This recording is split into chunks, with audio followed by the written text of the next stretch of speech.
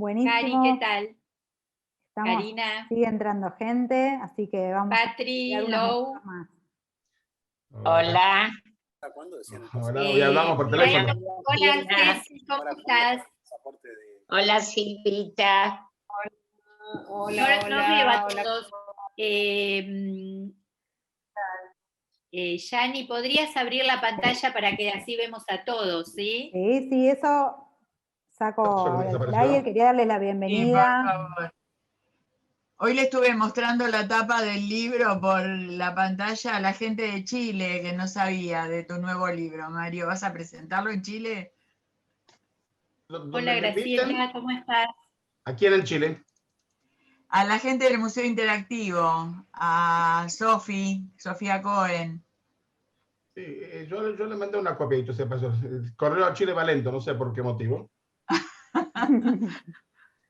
No, estaban entusiasmados cuando les dije, bueno, que cualquier cosa te iba a decir que te comunicaras con ella. Gracias. Hola, Susi. Bueno. Está entrando Rita Binocur. Así es. Sí. Víctor, ¿qué tal? Víctor Skolny. Víctor y Pachi. Pero no veo a nadie, ¿vos los ves, Mario? Sí, yo los veo al costado, sí. Yo no veo a nadie, no sé por qué. Tenés que ponerte... Veo un poquito. Ahora sí. Ahora me gustó más. Así por lo menos nos vemos. Nos vemos. Hola Adriana Sonis, ¿cómo estás? Rita Binocur, ¿cómo estás? Hola Rita. ¿Dónde está Rita que no te veo? ¿Cómo andan, Miriam? Hola, ¿cómo están? Gracias por los saludos. Hola Rita. Reina, qué lindo verte. No te veo a vos, veo a unas palmeras, pero te veo.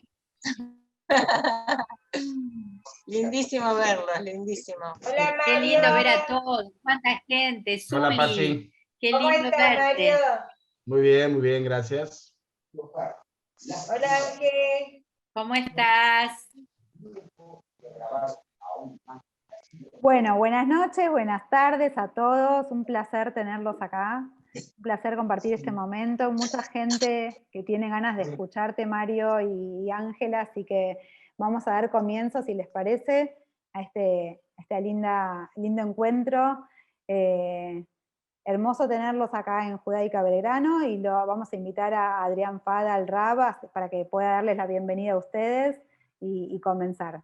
¿Les parece? Muchas gracias, Yani. Bienvenidos a todos a nuestra comunidad virtual que tenemos en ese Manuel, en Judaica Belgrano, en la Fundación Judaica. Yo justo antes de empezar le decía a Mario y a Ángela que hace un año, exactamente un día como hoy, estábamos dando una charla sobre yo acá en la comunidad sobre heroísmo. Hoy está comenzando justo ahora el Aqua Omer por la noche y Dios mediante, hoy tenemos la bendición, Mario, de poder escucharte tu presentación del libro. Realmente con todos los viajes que hemos realizado en nuestra comunidad, con la importancia que tiene para nosotros mantener viva la memoria, poder trascender, así como nuestra comunidad es una comunidad fundada por judíos alemanes, hoy mantenemos vivo el legado y seguimos con la continuidad y seguimos trascendiendo el nombre para siempre mantener viva la memoria. Parte de la idea tiene que ver con esto. Y hoy, Mario, que tanto nos has enseñado y enseñarnos hoy en la presentación de tu libro, es una gran alegría para todos nosotros. Y como siempre decimos, tenemos con nosotros hace muchos años que Ángela da un curso sistemático todos los lunes sobre Shoah a nuestra comunidad.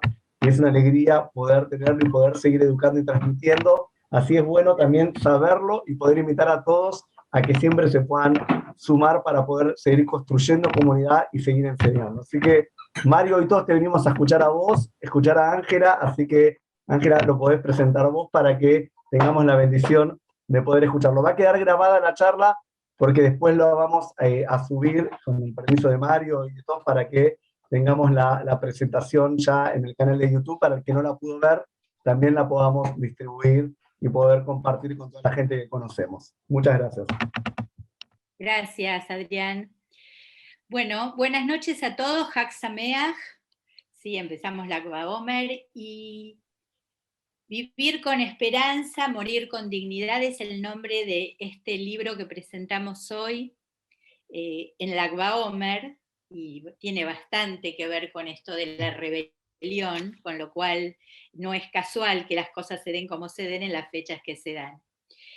El libro es el último libro escrito por Mario, el último que presentamos, vendrán otros, por supuesto, cuyo currículum no hace falta que se los dé porque creo que todos los que están aquí presentes lo conocen, al doctor Mario Sinay, un educador, un transmisor de conocimientos y una excelente persona y profesional, que en realidad ha escrito este libro que contiene una detallada descripción de lo que fueron las 59 rebeliones que se desarrollaron en los países de Europa del Este durante la Shoah.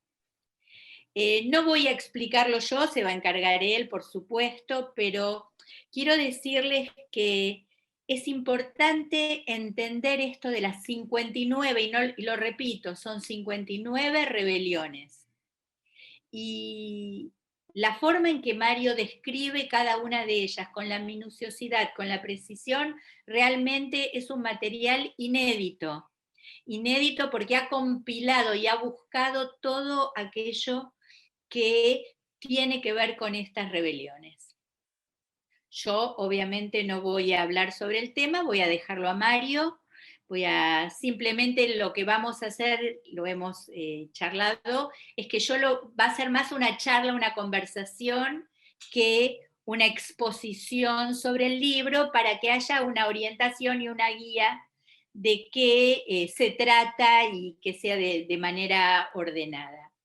Así que Mario, te presento, te dejo, digamos, que des las palabras iniciales, y justamente para dar inicio a este encuentro, la pregunta que te voy a hacer, que es obvia pero no importa, es de qué se trata este libro, pero más allá de qué se trata, ¿cuál es la novedad que nos presenta tu libro nuevo? Hola, buenas noches a todos. Buenas noches para mí. Son acá a la 1 de la mañana. Lo tuyo es la madrugada. Buenas tardes para ustedes. Yo no tengo problema con los horarios. El único que tiene problemas son mis vecinos, no yo. Primero agradecer un gran agradecimiento a la comunidad, a Judaica Belgrano y sus instituciones por invitarme. Es verdaderamente para mí un gran honor. Es la primera vez que presentamos el libro. El libro acaba de salir ahora en Yom HaShoah. Ya estuvo, se publicó, y es un gran honor para mí y un gran placer, especialmente que no tenemos la oportunidad física de presentarlo. Entonces, gracias Janina por invitarme, gracias a la comunidad y gracias a ustedes por estar presentes. Me honra la presencia de todos ustedes. Gracias Rabino Fada por estar con nosotros, es un honor para mí también. Y lo primero que quiero decir antes de contestar a la pregunta de Pnina es que yo no soy investigador, o como Pnina me dijo el otro día, no soy investigador primario. O sea, yo no investigué nada que no haya estado escrito. En el mejor de los casos soy un compilador de toda esta información, ¿ok? Y de repente quizás un buen narrador, o que sí o que no, pero se trata de recompilar, de juntar toda la historia. Entonces lo que trata el libro, como dijo Pnina, en realidad son de las 59 rebeliones armadas que tuvieron éxito, pero además hay otras 49 rebeliones que fueron frustradas y otros 114 actos de insurrección que normalmente terminan con que se quemó el gueto y los judíos escaparon al bosque. O sea, relata la historia de todos y cada uno de ellos. Y en eso es la novedad, que es la primera vez, por supuesto, en el idioma español, a pesar de que a mi juicio también en otros idiomas. Pero yo publico en español mis libros para mi público amado latinoamericano, en que tenemos todo el material de todo lo que fue la rebelión armada, que después vamos a definir qué es una rebelión armada, en un solo libro, la gran mayoría documentada y con testimonios de todas y cada una de ellas. O sea, está todo el material en un solo libro. Y eso es la primera vez que hay. Yo me atrevo a decir que también en hebreo no lo hay, tampoco en inglés no lo hay, pero por supuesto no en español. Tenemos todo el material de todas las rebeliones concentrada en un solo libro. Y en eso creo que es el humilde aporte que tiene este libro hacia la temática, hacia el conocimiento y hacia el futuro de poder enseñar más correctamente y mejor, una visión más completa y más amplia la temática del Holocausto. Mario, sería bueno que vos pudieras definir a qué se considera una rebelión armada. Gracias por la pregunta, porque es el momento justamente para explicarlo. Porque hay muchas explicaciones. Y yo verdaderamente recorrí las explicaciones de todos los grandes historiadores, principalmente judíos, pero no únicamente, que explican el tema de la rebelión, fuera de la explicación, por supuesto, enciclopédica o diccionario de lo que es una rebelión. Y yo tuve que redefinir para mi libro y para mi gusto lo que yo comprendo como una rebelión. Y definí lo que es, el libro está escrito inmediatamente al principio, lo que es una rebelión, en todo caso donde hubo un complejo de factores, que hubo planificación, que hubo liderazgo, que hubo un plan premeditado, que hubo compra o fabricación de armas, que hubo búsqueda de escondites, formación de escondites, que hubo toda una cantidad de elementos que no fueron casuales, o sea, que hubo una planificación con un liderazgo, con un plan de acción, y que finalmente, y este es el factor determinante, que hubo un choque armado entre los judíos y los alemanes y sus colaboradores. O sea, de todos los factores, el que es el determinante es que finalmente termina con un choque armado, en que hay un enfrentamiento armado entre los judíos y los nazis y sus colaboradores, sin importar las consecuencias y sin importar cuánto tiempo duró. O sea, el hecho de que se hayan enfrentado y de que haya habido un enfrentamiento, eso es lo que dictaminé como una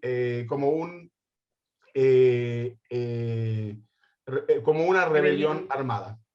Hubo una planificación, hubo un liderazgo, hubo toda una cantidad de cosas que se hicieron para finalmente que se cree las condiciones de una rebelión armada. Normalmente no tuvieron éxito, ya lo vamos a hablar enseguida, pero esa es la condición.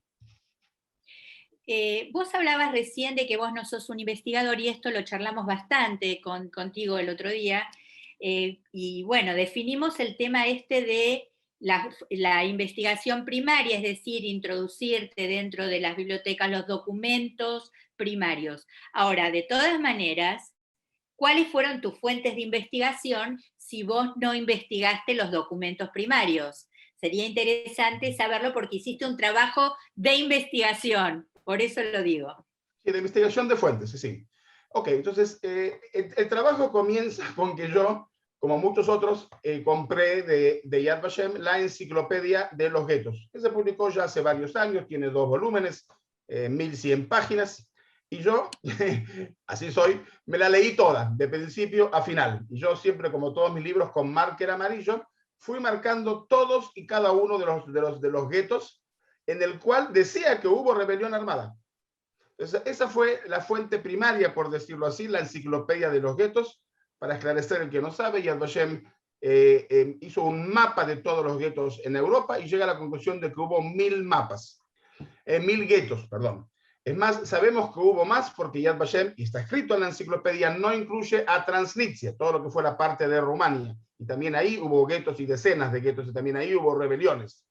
Entonces, primero marqué en todos los lugares donde en la enciclopedia de Yad Vashem está escrito que hubo una rebelión. Y ahí fui haciendo la lista. Y después fui buscando y ampliando, por supuesto, las fuentes, decenas de fuentes. Ahora, la fuente secundaria, que en realidad pasa a ser la fuente primaria ahora, una vez que uno tiene las listas de todos aquellos lugares donde se dijo que hubo una rebelión, son los que se llaman los libros Iskor, los libros del recuerdo. Ahora, ¿qué son los libros Iskor? Son los libros que los sobrevivientes de las comunidades escribieron después de la Shoah. Si bien Adorno dijo que después de Auschwitz no puede haber poesía y no puede haber escritura, los judíos justamente se sentaron y escribieron. Y hay 1892 libros de comunidades que fueron extinguidas en la Shoah, que sobrevivientes o gente que se fue antes a los Estados Unidos, a Israel, a Sudamérica, escribieron la historia de la comunidad como lo cuentan los sobrevivientes. Y una vez que tenía en la lista con los lugares donde hubo una rebelión, fui uno por uno, donde hay libros Iskor, que es casi el 70 al 80%, y busqué qué se escribió, que ellos mismos escriben acerca de la rebelión que hubo o no hubo en cada uno de los lugares. Y así fui buscando, hasta que amplié. Ahora, por supuesto, la información no es pareja. Enseguida vamos a hablar, me imagino, del gueto de Varsovia. Pues el gueto de Varsovia puede tener en mi libro 60 páginas. Y hay otras rebeliones que a duras penas he conseguido media página o algunas filas. De algunas tenemos mucha información, muy detallada, documentada y con testimonios, y de otros tenemos solo algunas líneas. Y de una, dos o tres, solamente lo que dice la enciclopedia de Yad Vashem, la enciclopedia del Holocausto de Hashem, porque no se pudo encontrar otras fuentes. Entonces también eso tenemos, ¿ok? Que la información Bien. no es pareja. Y fue un trabajo de más de un año.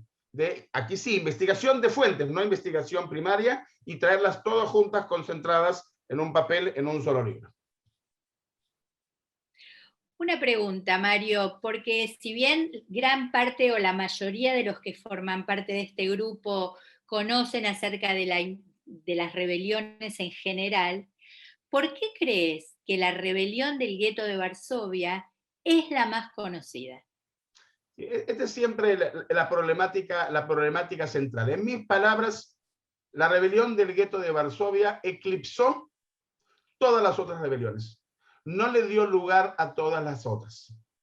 Y fue tan grande, y tan heroica, y tan gloriosa, que Ben Gurión políticamente la utiliza como el ejemplo cuando se crea Yom HaShoah, que se crea muy tarde relativamente en el Estado de Israel, recién en 1953, 5 años después de que ya existía el Estado, que él buscó, como todos sabemos, es Yom HaShoah Be'Gvurah, el día del holocausto y el heroísmo, como que fuesen dos cosas separadas, como que no se juntasen.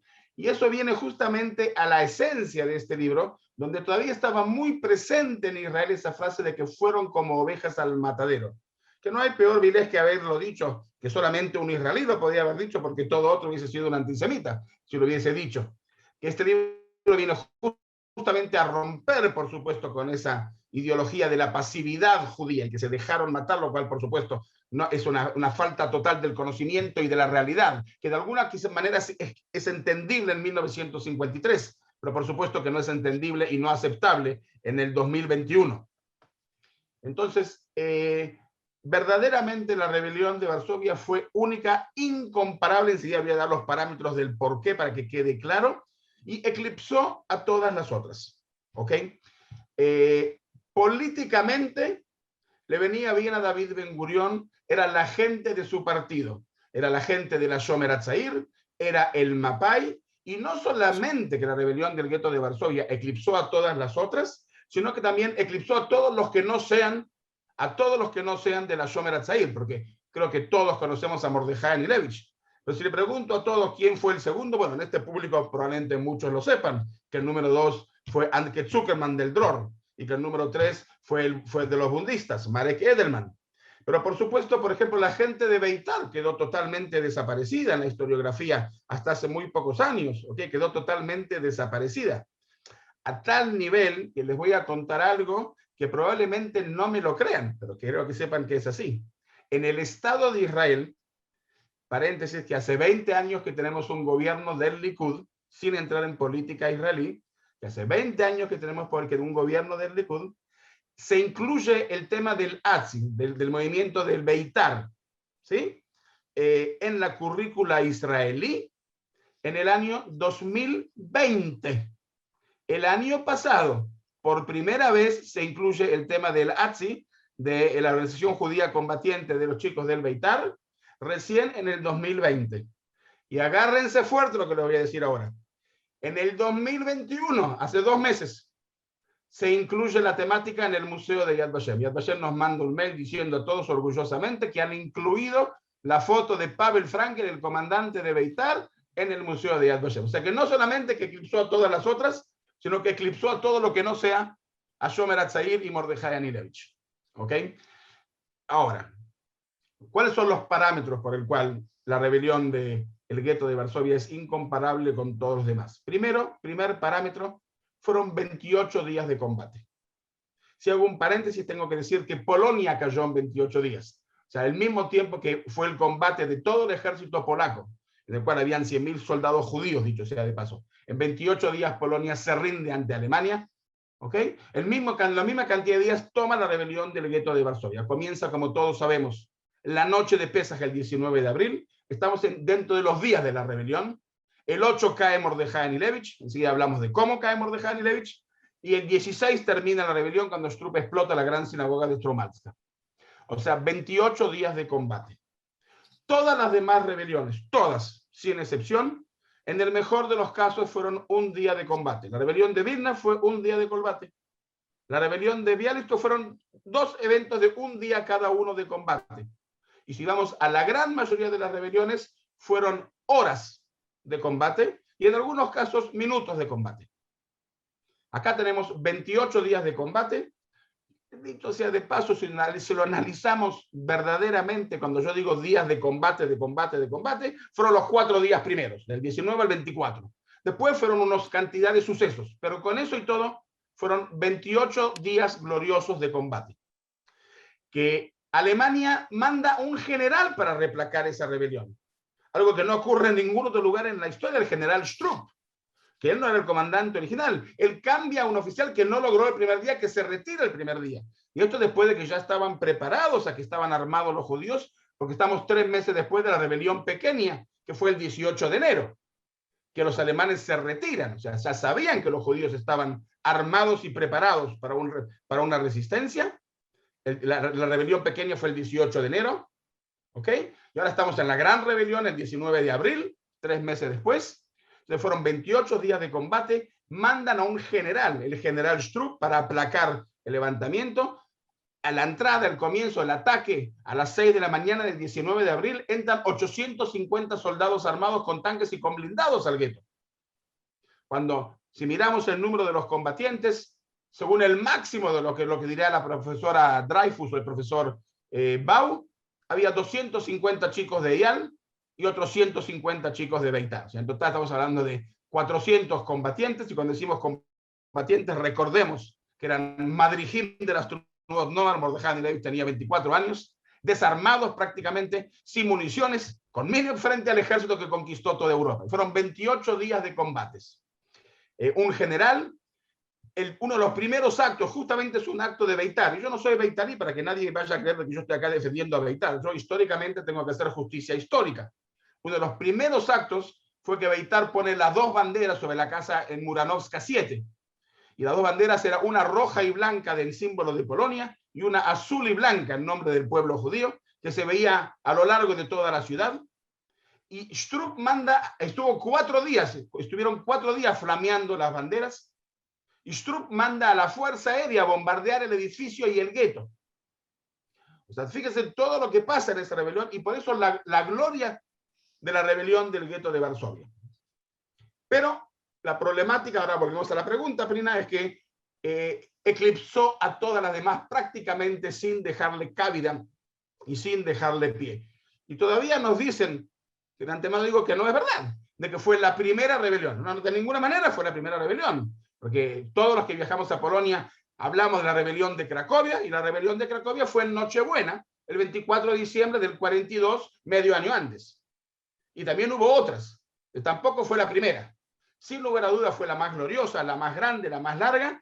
Y hay otro elemento que no mencioné, que quiero sí mencionarlo, que como la rebelión pequeña vi que ya fue el 18 de enero, con 4 eventos armados, uno de Mordejai Anilevich, uno de los chicos del Dror, 2 de los bundistas y uno de Gordoni y la Nova Razioni, todo el gueto, todos los que quedaban, los 50.000 que quedaban, porque los 450.000 judíos del gueto de Varsovia, 400.000 de la ciudad y 50.000 de afuera, 300.000 fueron deportados a Treblinka, 100.000 murieron de hambre, frío y enfermedades. En estos momentos, después de la rebelión pequeña, los 50.000 judíos que quedan en el gueto entienden y saben que el destino de ellos es ser deportados a Treblinka. Y ya tenían conciencia de lo que significaba Treblinka, y en este momento pasa a ser una rebelión popular, dirigida por los movimientos juveniles, pero todos los 50.000 judíos en estos 3 meses, la rebelión pequeña, la rebelión grande, se encargan de hacer búnkers y escondites en los altillos. Y pasa a ser una rebelión popular donde todos son partes. No todos estaban armados, pero todos son parte de esta rebelión. Brena. Bueno, después de esta fascinante explicación acerca de la rebelión del gueto de Varsovia. ¿Qué te parece si nos contás alguna rebelión desconocida? De esas tantas rebeliones que hubo, conocimos la de Varsovia, pero debe haber alguna que tiene alguna cosa desconocida que sería interesante y que está obviamente incluida dentro del libro. Claro. Bueno, en realidad tendría que contestar que todas son interesantes, que todas son únicas y que todas son irrepetibles. Duda. Pero a pesar de todo, hay que elegir una.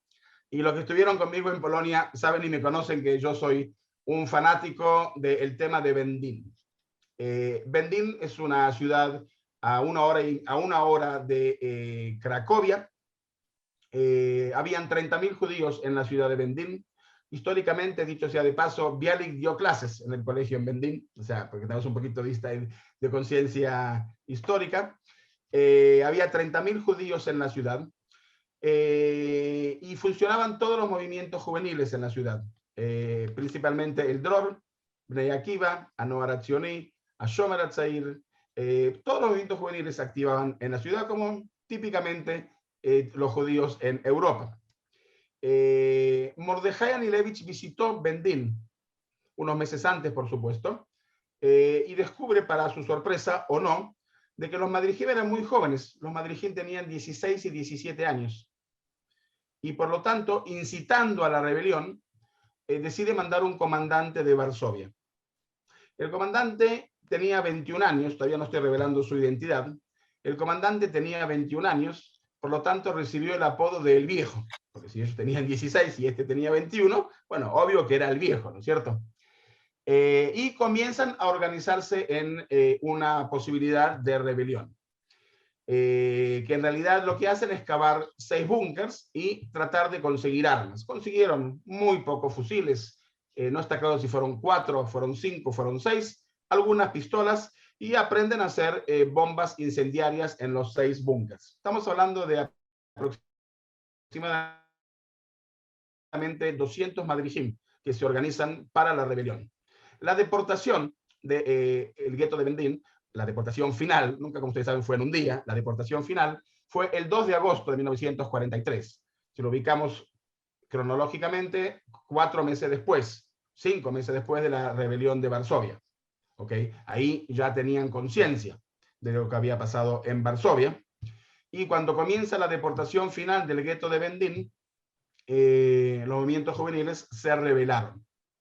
El chico más chiquito, que era un Hanif de la Tenuá, que tenía 9 años, era el mensajero entre los 6 búnkers que habían cavado en la ciudad, en el gueto de Kamionka, se llamaba. Y él era el chico mensajero. Y después de 2 horas de combate, porque el combate duró 2 horas, el chico chiquito llega al búnker de la comandancia y le cuenta al comandante que había venido de Varsovia de que ya no queda nadie con vida, de que todos cayeron en combate. Los 200 chicos cayeron en combate. En ese momento el comandante decide capitular, o sea, rendirse. Viene el oficial alemán con 9 oficiales, el comandante alemán de Będin, con 9 oficiales a recibir la capitulación, o sea, la rendición de manos del comandante. Sale el comandante con las manos atrás, con una granada en la mano, la única que tenían, y los mata y muere con ellos heroicamente. Yo pienso que este relato de por sí justifica, primero, que lo sepamos, segundo, que eduquemos, pero lo más importante es lo que no mencioné todavía, de quién era el comandante. Y el comandante era una mujer, Frunka Plotnicka, de Varsovia, que su hermana Hanka cayó en la rebelión del gueto de Varsovia. Y ella ahora cae. Ahora, quiero que quede claro, en todas las rebeliones las mujeres lucharon a la par de los hombres. Y por eso en todos los monumentos siempre vemos a las mujeres con las manos en las armas. El famoso monumento del gueto de Varsovia, o en el libro también aquí, vemos claramente que las mujeres con las manos, con las armas en la mano. Pero este es el único caso en toda la Shoah que tenemos una mujer comandante de una rebelión. Fue Frunka Plotnicka del Dror, la comandante de la rebelión del gueto de Będin. Y cuando le preguntan por qué luchamos, porque la noche anterior a los combates siempre le preguntan por qué luchamos, dice, luchamos por el ser humano, luchamos por Polonia y luchamos por la humanidad. O sea, verdaderamente es heroico, digno de conocer, digno de saber y digno de enseñar. Días antes de la rebelión escribo una carta, que también es totalmente emocionante, porque ellos entienden que no tienen ningún tipo de posibilidades. Entonces, cuando visitamos Vendín, visitamos el gueto, visitamos el búnker, leemos la carta y contamos la historia de la rebelión, que verdaderamente duró 2 horas. Otra dijimos que Varsovia fueron 28 días de combate. Aquí fueron 2 horas de combate y los mataron a todos. No tenían ninguna posibilidad frente al ejército alemán. Pero ellos escogieron cómo morir y murieron por el honor del pueblo judío, o sea, por nosotros, para que lo sepamos y para que lo contemos. Bueno, wow, buenísimo, Mario. Te voy a hacer una pregunta que es obvia, pero no importa, igual la voy a preguntar. Porque para mucha gente también es interesante aclararlo. ¿Hubo, además de rebeliones en los guetos, otro tipo de rebeliones? Qué bueno que lo preguntaste. La verdad que bueno que lo preguntaste. Estaba metido tanto en el tema que lo dejé de un costado. Sí, hubo además también, por supuesto, rebeliones en campos de concentración, hubo rebeliones en campos de trabajo, y quizá lo más importante que tenemos que saber que en 4 de los 6 campos de exterminio hubo rebelión. Si vamos cronológicamente, hubo rebelión, que fue la primera rebelión en un campo de exterminio en Treblinka, el 2 de agosto de 1942. Finalmente, para no contar toda la historia, 52 judíos logran escapar y sobrevivir hasta el final de la guerra, de la rebelión del gueto de Treblinka. Le sigue, unos meses después, el 14 de octubre de 1943, el famoso escape de Sobibor. Aquí 300 judíos logran escapar, 70 de ellos son sobrevivientes, la mitad vivieron en Israel, en Julón. Cuando yo era muy chiquito en Israel, llegué a conocer a uno de ellos. La tercera rebelión importante, a veces no lo sabemos, fue en Birkenau, el 7 de octubre de 1944, en el momento que era la industrialización de la muerte, con la llegada de los húngaros, cuando en Birkenau se asesinan diariamente a día 10.000 personas. Los judíos del Sonderkommando 4 explotaron el crematorio y de ese modo lograron parar la fábrica de la muerte de una producción de 10.000 muertos por día a 7.500, porque eran 2.500 en cada uno de los 4 crematorios. Esto se hizo, dicho sea de paso, con la gran ayuda de Rosa Robot a la cabeza, también una madrijada de la Shomer HaTzair, que trabajaban en la fábrica Unión, donde se hacían los proyectiles de la artillería alemana.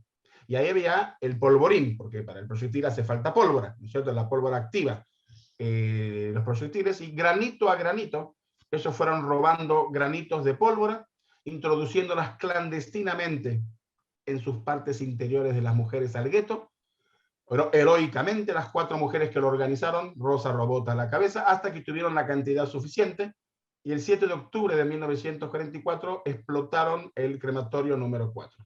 Todos los que estaban en ese momento prisioneros, cerca de 60.000 personas en Birkenau, fueron testigos, lo vieron y lo escucharon.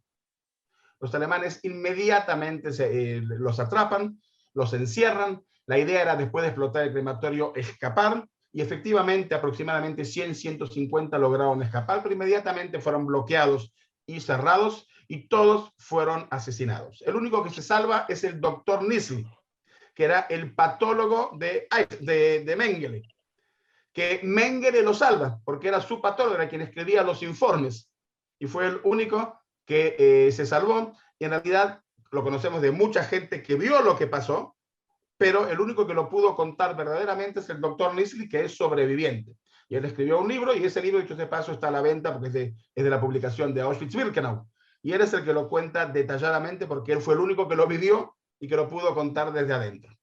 Entonces, en 4 campos de exterminio hubo rebeliones armadas. El cuarto fue Chelmno. Al final, en la última fase, en enero de 1945, hubo un escape de Chelmno, una rebelión armada y un escape de Chelmno.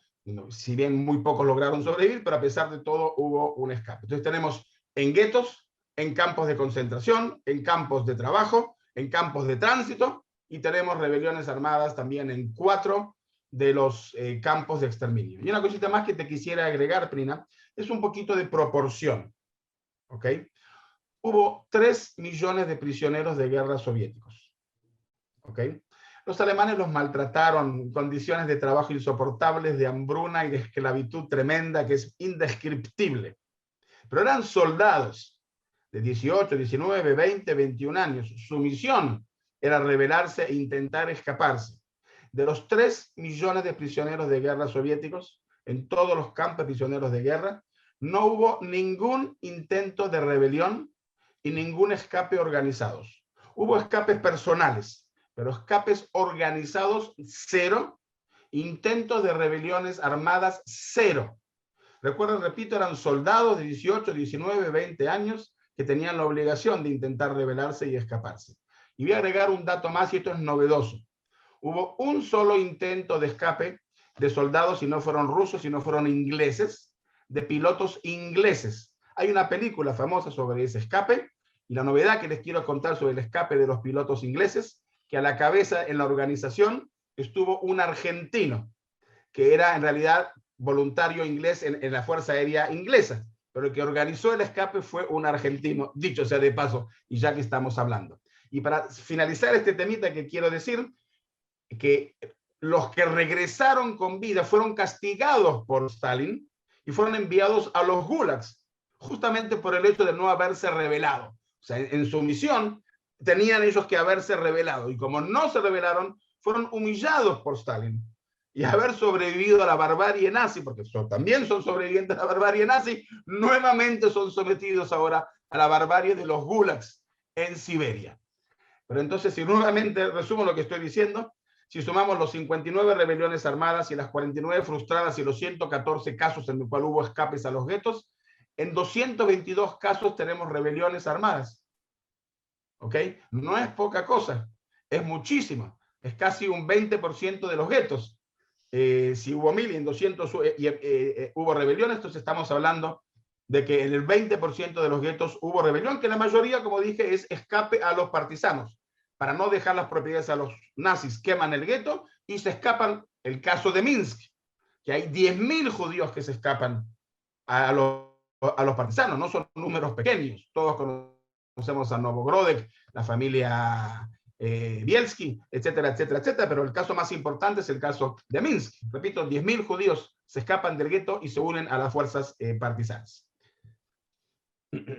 Bueno, te hago otra pregunta. Hubo también, así vos acabas de describir rebeliones en guetos, rebeliones en campos. Seguramente debió haber actos de heroísmo personal y los debés conocer sin duda, así que por lo menos alguno que otro detalle respecto a estos actos de heroísmo personal que existieron. Me dediqué un capítulo entero en el libro a actos personales de insurrección y de rebelión. Miren, son tantos que si tuviese que poner todos, que por supuesto no conocemos todos, lo que logré conseguir eran tantos que el libro, en vez de tener 386 páginas, debería tener 1000 páginas. Entonces tuve que limitar lo que ponía en el libro, porque verdaderamente tenemos casos, niños partisanos de 15, 16 y 17 años, niñas partisanas. Siempre tomamos como modelo ejemplar, por supuesto, a Janusz Korczak, al gran educador, que todos lo conocemos, por supuesto, que la leyenda cuenta que cuando fueron deportados, le surge, le piden que se escape, y él decide quedarse con los niños y ir con ellos a la muerte a Treblinka. Digo leyenda porque no es que no sea verdad, es verdad, pero eso no ocurre en el Unsterplatz como solemos creerlo. Los movimientos juveniles, así como intentaron salvar antes a otra gente, a otros poetas, dentro de otros, ¿cómo se llama? A Katzenelson, que finalmente se escapa a Francia, lo vuelven a atrapar en Francia, y de Francia otra vez es deportado de Drancy a Bergen-Belsen, donde va a morir. Pero lo lograron sacar. Ya habían deportado a su primer hijo y a su esposa un día que él vuelve del trabajo, pero sí lo logran los movimientos juveniles hacer escapar a Francia. También a Janusz Korczak le habían ofrecido, pero no en el momento de la deportación, y él verdaderamente rehusó. Por eso no le quita nada de su gloria y sigue siendo el héroe ejemplar, el paradigmático de la Shoah, el hecho de que él haya decidido, tomó la decisión de ir con los niños a la muerte y no abandonarlos. Por eso cuando se visita Treblinka, en el monumento de las piedras en recomendación a los judíos que fueron asesinados, 17.000 piedras que hay, la única que tiene nombre personal es una piedra con el nombre de Janusz Korczak. Entonces, por eso su nombre era Henry Goldschmidt. Janusz Korczak era el nombre, el seudónimo que utilizaba para escribir sus libros. Verdaderamente hay infinidades de casos. Ahora tengo que decir, lean el libro, por supuesto, ¿no? Hay infinidades de casos de heroísmo personal. Yo escogí 100 casos porque más verdaderamente no se podía poner. Ya así el libro pesa casi 700 gramos, lo cual es complicado para un libro. Y hay infinidades de casos, y les digo que todos y cada uno de ellos justifica un libro por separado y una película. Verdaderamente hay casos increíbles en todos los guetos. ¿Okay? En el gueto de Białystok, por decir uno, hay un señor que como acto personal le tira ácido a los ojos de un oficial alemán.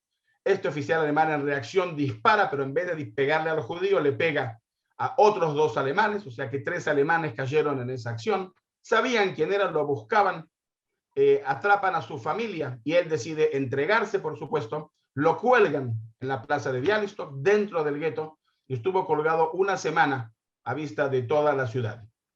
Hoy hay una calle en el gueto a nombre de él, hay un monumento, hay una placa a nombre de este señor. O sea, hay historias infinitas que todas y cada una de ellas verdaderamente justifica un libro por separado. Sí, quiero decir que hubo muchas más de lo que yo puse en el libro, porque si no, como dije, tenía que haber tenido 1000 páginas el libro. Mario, para ir cerrando un poco y después por ahí si hay gente que tiene ganas de hacer preguntas, darle un espacio también a las preguntas. ¿Cuál es el mensaje final de tu libro? Perfecto, pero si me permitís, Prina, quiero decir una cosita más antes. También hubo rebelión en Europa occidental, no solamente en Europa oriental. Hubo organización de resistencia en Francia, en Holanda, en Bélgica. Y hay un caso requete interesante que quiero que lo sepan. En el norte de África, Abalkul, José Abalkul, cuando entra en la operación Antorcha, ¿cómo se llama? Se fue el nombre de la ciudad. Prina, ayúdame. ¿De qué me estás hablando? En el norte de África. En Argelia. En Argelia. Cuando entran a la ciudad en la operación Antorcha, los americanos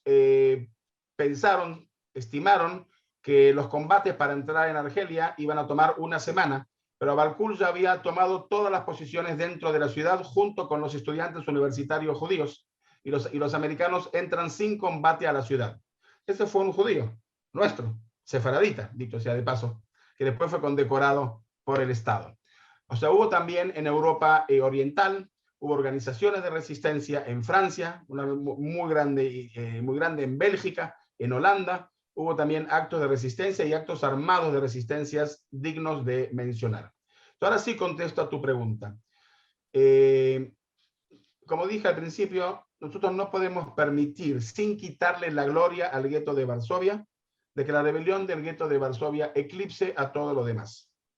Hubo también otro motivo por el cual eclipsó a lo demás, es que no se podía presentar 220 casos. Yo tampoco pretendo que ahora se enseñen los 220 casos. Pero creo que tenemos que ampliar nuestra gama de conocimiento. Ahora, si nuestros profesores no lo saben, porque nunca se enseñó, y porque los mismos profesores no lo saben, no hay ninguna posibilidad de que lo podamos contar, que lo podamos hacer público, que podamos que de alguna u otra manera llegue. Por lo tanto, lo primero que hay que hacer es presentar la temática a los mismos profesores que enseñan Holocausto, para que sepan y que tengan un conocimiento que acá en un solo libro está todo concentrado. Y después que se trate en diversas ocasiones, sin quitarle, repito, la gloria al gueto de Varsovia, como trabajos de investigación, como trabajos de escritura, como todo tipo de trabajos, presentar otros y no solamente quedarnos en el gueto de Varsovia. Yo les quiero decir que en todos los grupos que yo conozco, pero todos los grupos que yo conozco, cuando pregunto cuántas rebeliones conocen, ningún grupo que yo conozca, sea de Sudamérica o sea de Israel, llegan a 6. O sea, me sorprende si llegan a 6. Estamos hablando de 220 casos. Entonces, lo primero que tenemos que hacer es que se conozca, que se sepa. Y después tenemos que tratar de que verdaderamente llegue a nuestro público, nuestros alumnos, y que sea conocido por todos. Yo estoy de acuerdo en que no podemos conocer las historias de 222 casos como están todas en el libro, pero nuestra capacidad de memoria es más grande. Somos el pueblo de la memoria. Somos el pueblo que recordamos todavía la salida de Egipto y nos sentimos como que nosotros mismos estuvimos en Egipto. Entonces tenemos capacidad de recordar y ampliar nuestros conocimientos porque lucharon por nosotros. Cuando le preguntan al comandante del gueto de Cracovia por qué luchamos, contesta: por 3 filas en la historia. Solo que no digan que fuimos como ovejas al matadero. O sea, escriben por 3 filas en la historia. Nos piden que los recordamos. Lucharon por nosotros. Y tenemos la obligación de ser nosotros los transmisores de este mensaje. No podemos dejarlos olvidados. Y por eso tenemos que ampliar. Primero, los mismos profesores tienen que saberlo para que ellos puedan transmitirlo a sus alumnos. Bueno, la verdad es que... atrapante, es muy maravilloso, la verdad, ¿o no? Mira, no mostré, y tengo un clip, tengo un book trailer que no mostré. Si quieres lo ponemos, si me permites. Sí. ¿Sí? Entonces, si me permiten, vamos a mostrar un book trailer, son 3 minutos. Y después, ¿te parece, Mario? Vemos algunas preguntas, ¿dale? Perfecto. ¿Se ve la pantalla, Lina? Sí, se ve, se ve. Perfecto. Espera, 2 segundos, perdón, lo vuelvo a probar porque no aprendí el sonido. 2 segunditos, perdón, compartir con sonido. Optimizar video.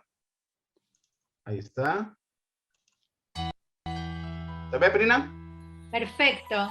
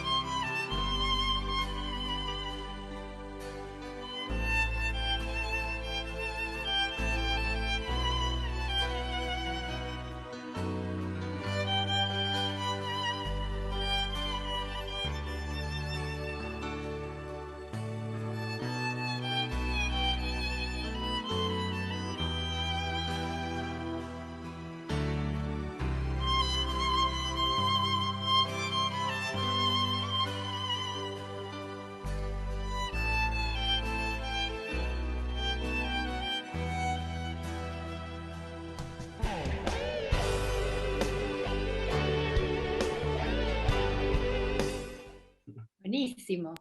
Gracias, gracias. Gracias, gracias. La verdad Genial. que realmente muy bueno. Bueno, vamos a dar un espacio entonces ahora para hacer algunas preguntas, considerando el horario de la plena madrugada que es en Israel, pero bueno, hay algunas personas que hicieron preguntas y estaría bueno, ¿sí? Dale, ¿querés? Vamos Darlas. leyendo las Dale, que están Jani, ¿querés? Perfecto. Dale, Jani. Bueno, los que tuvimos el privilegio de recorrer los bosques de Lituania, Estonia, etcétera, supimos que vivían en condiciones infrahumanas. ¿Qué pasó con estas almas? Se refiere a los que sobrevivieron. ¿Qué pasó con las armas? Almas. Almas. Personas que sobrevivieron. Bueno, los que sobrevivieron, normalmente al final de la guerra hay 3 opciones. La primera opción fue regresar a su casa, aquellos que tuvieron posibilidad, aquellos que había casa, aquellos que había donde vivir, especialmente los bundistas, ¿ok? Los bundistas eran antisionistas. Marek Edelman se quedó en Polonia, después lucha con la rebelión polaca, la rebelión de agosto de 1944. El pianista Władysław Szpilman, a cuyo nombre se hace la película El pianista, se queda en Polonia, murió en el año 2000, está enterrado en el cementerio de Varsovia. O sea, una parte se quedó y retornó a sus casas. La gran mayoría emigró. Les recuerdo que todavía las puertas del mandato británico seguían cerradas por el Libro Blanco. Comienza la migración ilegal, lo que se llama la Apalá, el famoso barco Éxodo, y los ingleses trataban de arrestarlos y llevarlos nuevamente a campos de concentración, no los mismos de Alemania, por supuesto, pero en Chipre. Una parte emigró a Israel, una parte emigró a los Estados Unidos, y una parte, como todos sabemos, emigró a Sudamérica, desde Argentina hasta México. Es algo que siempre debemos recordar, que a pesar de todo, a pesar de que también fue casa para los nazis que escaparon de Alemania, pero también fue casa para sobrevivientes. Sudamérica fue hogar para miles de sobrevivientes que llegaron durante toda la guerra, antes y durante la guerra. Estoy hablando desde Argentina, pasando por Uruguay, pasando por Chile, por Perú, por Colombia, por Venezuela, hasta México, Guatemala, todo el continente ha recibido sobrevivientes. Bien. Ava Kovner, ¿cómo formó parte de algún levantamiento? Porque casi no se la recuerda. No. Sí. Primero Ava Kovner fue siempre el recordado como partisano. ¿Okay? Él fue el comandante de la rebelión del gueto de Vilna. Finalmente ellos entienden que tampoco tenían ninguna opción y la decisión fue escaparse a los bosques partisanos, a los bosques de Rudniki.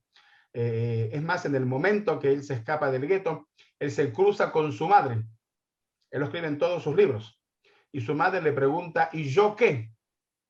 Y él le responde, búscate un escondite en el gueto. Y después él lo va a escribir y yo personalmente lo escuché de su boca. ¿Ok? Yo no sé cómo me va a recordar la historia, si como un gran combatiente y un partisano o como un cobarde que abandonó a su madre sola en el gueto. Él fue el comandante de la rebelión, el primero murió en combate, y él tomó la comandancia, él comandó la rebelión del gueto de Vilna y condujo a los movimientos juveniles a los bosques de Rudniki, donde mantuvieron la organización partisana, que luchan hasta la liberación de Vilna y entran hasta la famosa Vilna, de la entrada a Vilna como triunfadores en la liberación de Vilna, no recuerdo la fecha, me parece que fue diciembre o enero del 45, que entran como vencedores a Vilna. Después Ava Kovner emigra a Israel. Ava Kovner, para el que no sabe, fue el fundador del Museo Beit HaTfutzot, que se acaba de reabrir y ahora se llama ANU. ANU es nosotros, la historia del pueblo judío. Y él fue el fundador también del Museo de Yad Mordejai. ¿Ok? Y fue una persona muy querido. Es más, él luchó en la guerra de la independencia. Y él fue el que criticó, dicho sea de paso, después se arrepintió muchos años después, la rendición del Kibbutz Nitzanim ante los egipcios. O sea, también en la guerra de independencia él tomó parte. Ava Kovner fue muy famoso. Después la gloria se le quitó cuando comienza la película famosa de los hermanos Bielski. Y ahora los hermanos Bielski se hicieron más famosos como partisanos. También la historia de los partisanos está en el libro, porque también es parte de la resistencia armada, por supuesto. Y le quitaron la primacia que tenía siempre Ava Kovner. Pero cuando nosotros éramos jóvenes, el que conocíamos era Ava Kovner, que dicho sea de paso, si me permites un minutito, cortita la historia, yo lo escuché cuando era muy, muy joven en Yad Vashem. Y por supuesto, él estaba hablando sobre el tema de la rebelión armada, uno de los pocos sobrevivientes que lo pudo contar. Y él habló 45 minutos, tenía una presencia increíble. Cuando él hablaba había un silencio tremendo, nadie hablaba, no se movía una mosca, se podía cortar con un cuchillo en el aire, la sensación de haber estado escuchando al grande de los grandes. Y cuando termina, dice, bueno, jóvenes, ¿hay alguna pregunta? A Abba Kovner no se le hace preguntas, era una forma de decir que terminó la charla. Y el chico que estaba al lado mío levanta la mano y dice, yo tengo una pregunta. Y yo no me acuerdo que lo codé, le digo, tarado, baja la mano, a Abba Kovner no se le hace preguntas. No, y el chico insiste y levanta la mano y dice, señor Kovner, ¿usted no cree que los movimientos juveniles fueron marginales? Caramba, suicida el chico también. O sea, preguntarle a Abba Kovner, el representante de la lucha armada y de los movimientos juveniles, si él no cree que fueron marginales. Abba Kovner se levantó, estaba rojo de la cólera, nos miraba a todos, paréntesis, después cuando salimos todo el mundo decía, viste, me miraba a mí. Todos decíamos, viste, me miraba a mí. Todos estábamos convencidos que Abba Kovner nos estaba hablando a mí. Ahora vuelvo al tema, les recuerdo la pregunta era, ¿usted no cree que fueron marginales?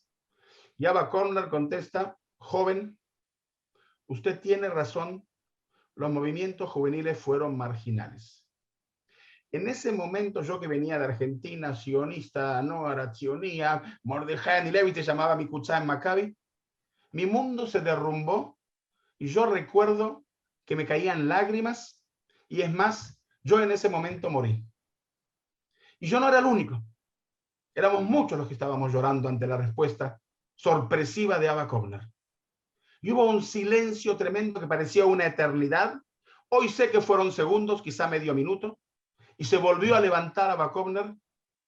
Le dijo, jóvenes, los movimientos juveniles fueron marginales, porque es el margen lo que marca el camino.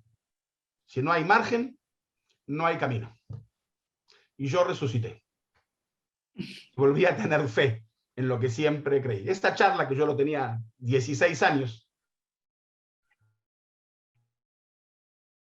quedó grande y marcó también la grandeza de este hombre.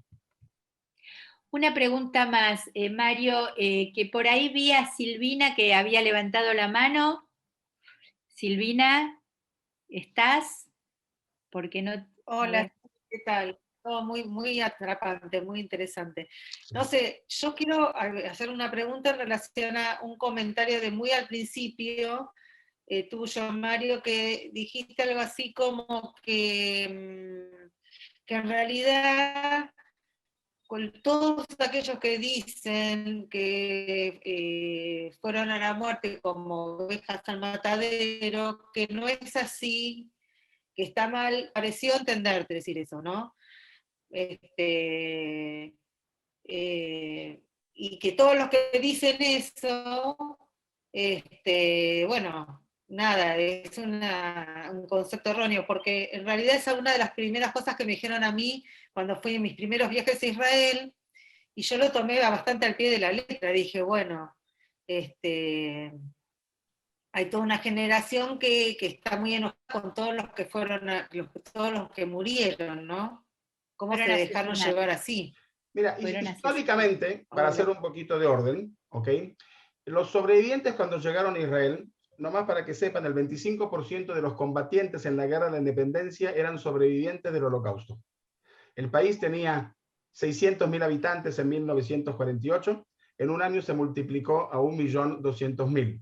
La mitad de ellos eran sobrevivientes del Holocausto y la otra mitad gente de los países árabes que llegó a Israel, ¿ok? En la famosa alfombra mágica de los primeros años.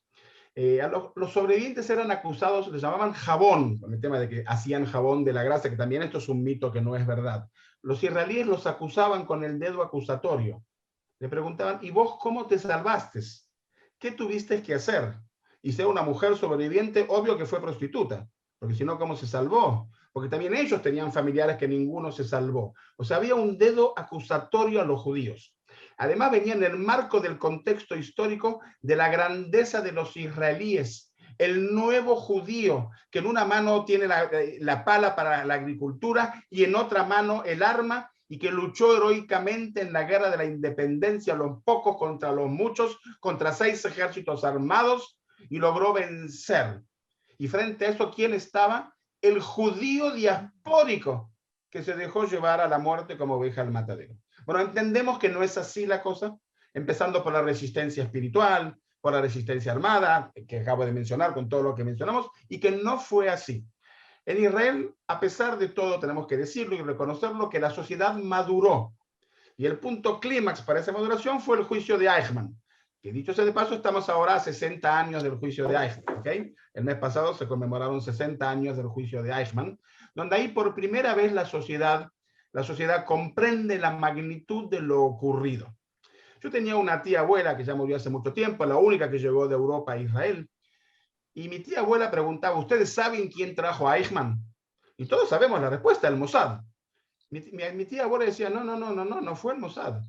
Fuimos nosotros los sobrevivientes. El Mossad fue nuestro brazo. Fuimos nosotros los sobrevivientes que trajimos a Eichmann de Argentina para hacer justicia.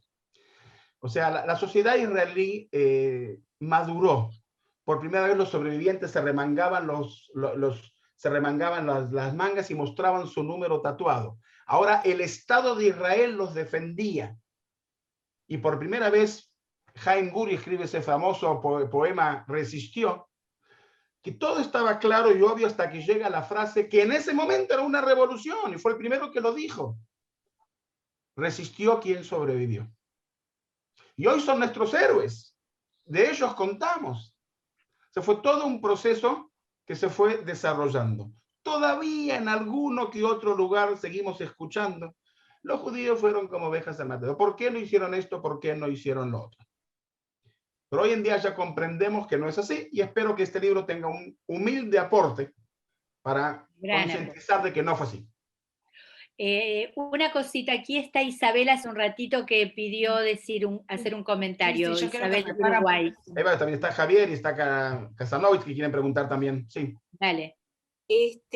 Bueno, Mario, es invaluable, o sea, es imponente lo que esto como docentes nos va a ayudar y nos podemos apoyar. Por otro lado, yo me sentí un poco aludida también cuando decís que vos recibís a los jóvenes de Latinoamérica y recuerdan 6 rebeliones, como mucho. También los israelíes, ¿eh? Y también los israelíes. Yo me pongo contenta si recuerdan 6, te digo la verdad, para mí es un orgullo si recordaran 6. El problema un poco, no para justificarnos, pero en realidad es que nosotros tenemos cierta cantidad de horas y muchas veces nos resulta sumamente difícil decidir qué dejamos afuera, o sea, material tenemos para transmitir, pero tenemos que elegir también. Y siempre, por supuesto que yo no quiero que un alumno mío salga a la calle sin saber lo que fue la rebelión del gueto Varsovia. Eso va a ser lo primero que indudablemente vamos a enseñarle. Pero está bueno que sepan de otras y tratamos de cambiar ese concepto de como ovejas al matadero. Pero yo creo que los jóvenes de hoy ese concepto ya no lo manejan más, por lo menos tengo la sensación de que hemos ido cambiando ese concepto con el tiempo.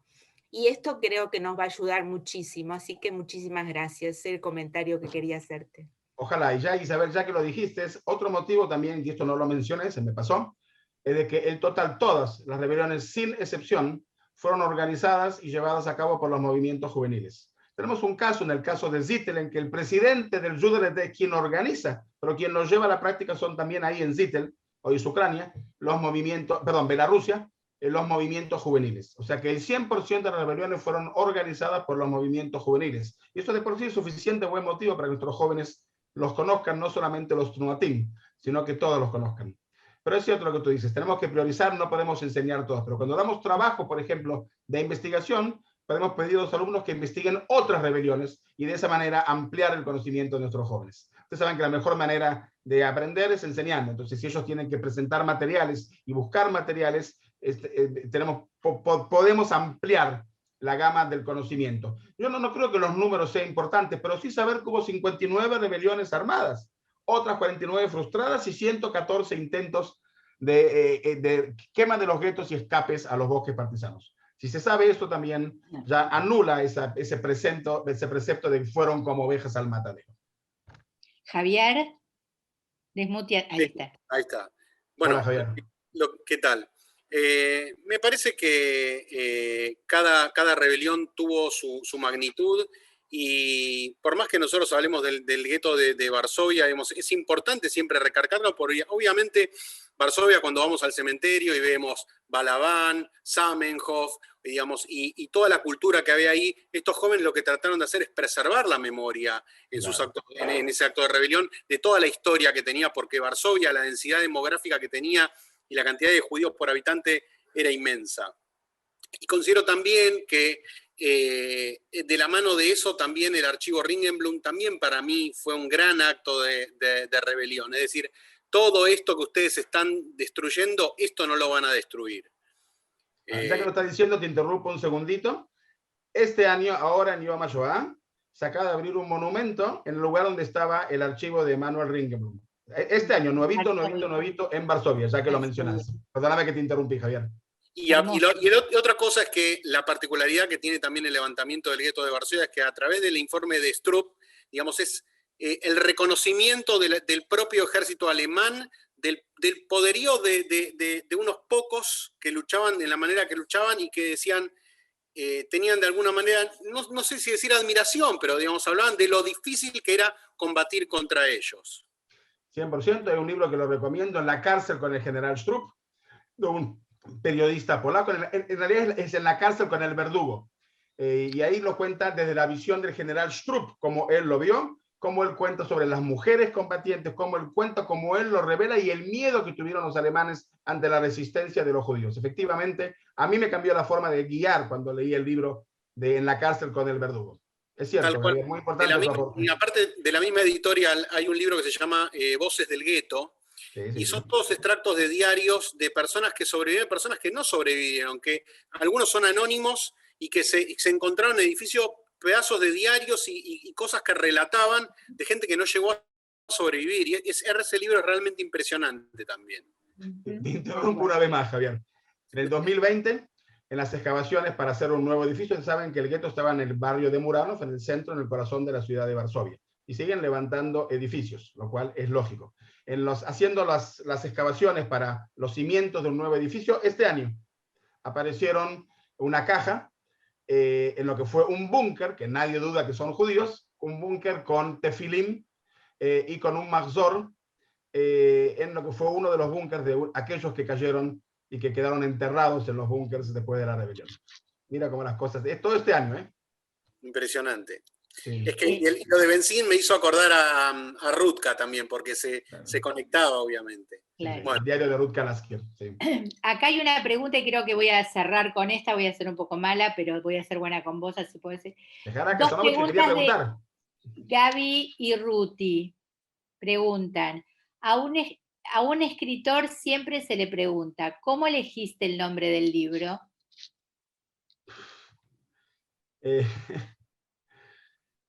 Sí, la verdad que fue todo un trabajo de consultar con mucha gente, principalmente con mi señora. Queremos que sea algo representativo, algo que cuando se lea genere algún tipo de emoción. Por eso hemos puesto Vivir con Esperanza, que así fue como ellos vivieron, y Morir con Dignidad, que creo que aquí está el mensaje. La decisión de ellos fue morir con dignidad. O sea, lo vieron en el videoclip, cuando le preguntan a Mordechai Anilevich el día anterior a los combates, el 18 de abril, ¿por qué luchamos? No es la famosa carta que él escribe el 23 a Antke Zuckerman, del Dror que estaba afuera comprando las armas. Cuando le preguntan por qué luchamos, él contestó, en un mundo que nos juzgó a pena de muerte, nosotros escogimos cómo morir. Y eso me dio origen al morir con dignidad, a ponerle énfasis al no como ovejas al matadero. Porque la frase original la dijo Abba Kovner en Vilna, no iremos como ovejas al matadero, no marcharemos como ovejas al matadero, y retratos de las rebeliones armadas judías durante el Holocausto. Pero lo importante fue, verdaderamente parto de la frase de Mordechai Levich: en un mundo que no juzgó a pena de muerte, decidimos cómo morir. Ellos vivieron con esperanza y murieron con dignidad. Y una más que es otra, tiene que ver con otra cosa, es ¿dónde se puede comprar el libro en Buenos Aires? Bueno, Prina tiene, por cuestiones de que el envío a la Argentina está carísimo, hicimos una impresión del mismo libro en una imprenta en Argentina. Prina tiene varias copias a la venta para todo aquel que lo busque. Si hace falta, vamos a mandar también a NSI con mucho gusto, a la comunidad, para que también haya a la venta. Está en Amazon. Y todo aquel que, si no lo consigue no aquí y no aquí, pues me manda un email y yo se lo mando. El problema nuevamente está en que el correo hoy en día está carísimo, pero a pesar de todo yo mando libros. Isabel ya lo recibió, dicho sea de paso. Hoy me escribió que lo recibió. También Casanovich lo recibió, fueron los primeros que llegaron. ¿Rita, te llegó el libro? No, también a Rita le llegó, muy bien, qué bueno, qué bueno, qué bueno. Entonces yo, al que hace falta, por supuesto, se lo mando también. Entonces, en Amazon, Prina, vamos a poner algunos en Judaica también para que estén. Y el que no me lo pide por mail. Genial. Mario, fue un placer, pero totalmente absoluto. Nos enriquece el alma todas las cosas que podés contar y me quedaría escuchando más. Hay muchos mensajes de agradecimiento de todos. Después quedan acá guardados, vos los vas a tener. Así que mil gracias, Ángela, mil gracias a vos también por acompañarnos y poder llevar este camino de la lectura, así que gracias a todos por estar también compartiendo este momento. Bueno, gente, Hag Sameach, cuídense y nos seguimos viendo. Con mucho Gracias gusto. a todos y les agradezco por haber estado presentes. Gracias, Mario, muchas gracias. Gracias, Mario. Gracias, Prina. Gracias, Janina.